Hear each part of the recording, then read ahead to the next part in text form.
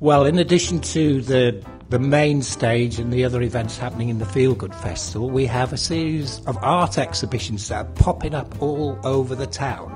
There'll be art in the Wheatsheaf Centre, in the Exchange, above John Peers, Touchstones are part of the trail. It's like a Beehive Trail, and anybody can go on the trail, not specifically to visit everyone, but just take it as it comes.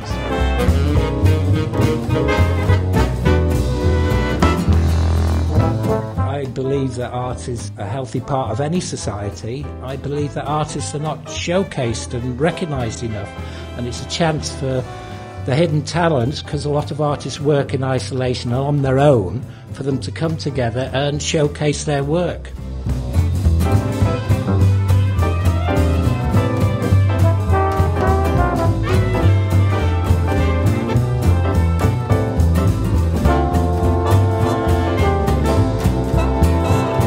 We hope to create the largest drawing on paper